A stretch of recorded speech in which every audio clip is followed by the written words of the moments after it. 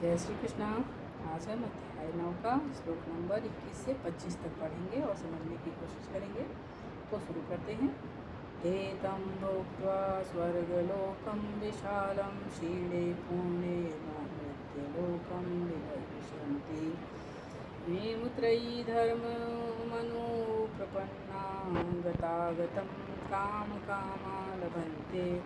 उसमें भगवान कह रहे हैं कि इस प्रकार जब ये उपासक विस्तृत स्वर्गिक इंद्रिय सुख को भोग लेते हैं और उनके पूर्ण कर्मों के फल क्षीण हो जाते हैं तो वे इस मृत्यु लोक में पुनः लौट आते हैं और इस प्रकार वे तीनों वेदों के सिद्धांतों में दृढ़ रहकर इंद्रिय सुख की गवेषणा करते हैं।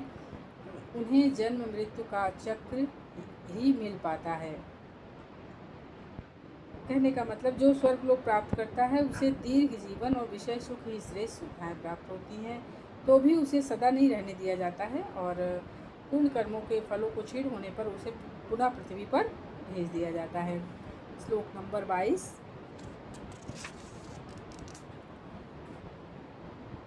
अनन्याश्चिन्तयन्तो मां ये जना पर्युपासते तेषां नित्याभियुक्तानां योगक्षेमवहाम्यहम्।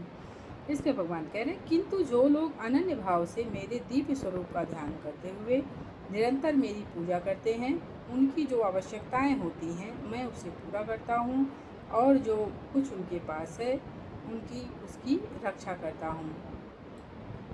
तात्पर्य भगवान का कि जो एक क्षण भी कृष्ण भावनामृत के बिना नहीं रह सकता है, 24 घंटे के इस कृष्ण का चिंतन करता है, श्रवण कीर्तन स्मरण पाठ सेवन वंदन अर्चन दास सांख्य भाव तथा आत्म निवेदन के द्वारा भगवान के चरण कमलों की सेवा में रत रहता है, ऐसे कार्य शुभ होते हैं और आध्यात्मिक शक्ति से पूर्ण होते हैं जिससे भक्त को आत्म साक्षात्कार होता है।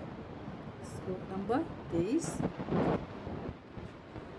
ये देवता भक्ता यन्ते श्रद्धान्विता ते अपि मामेव कौन्तेय यजन्त्य विधिपूर्वकम्। इसके भगवान कह रहे हैं कि हे उनकी पुत्र, जो लोग अन्य देवताओं के भक्त हैं और उनकी श्रद्धा पूर्वक पूजा करते हैं, वास्तव में वे भी मेरी ही पूजा करते हैं, किंतु वे यह त्रुटिपूर्ण ढंग से करते हैं। यानी कहने का भगवान का मतलब है कि जो लोग अन्य देवताओं की पूजा करते हैं वे अधिक बुद्धिमान नहीं होते। यद्यपि ऐसी पूजा प्रत्यक्ष मेरी ही पूजा है।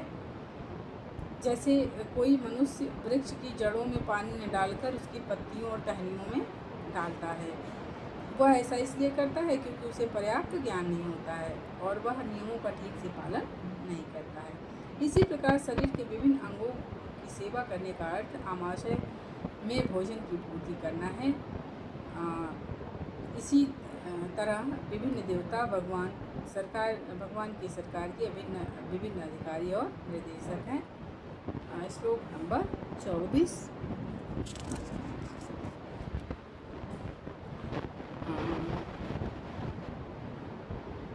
हम ही सर्वज्ञानां भोक्ता च प्रभुचिरेव च नातो मां जानन्ति तत्त्वेनातश्च्यवन्ति ते।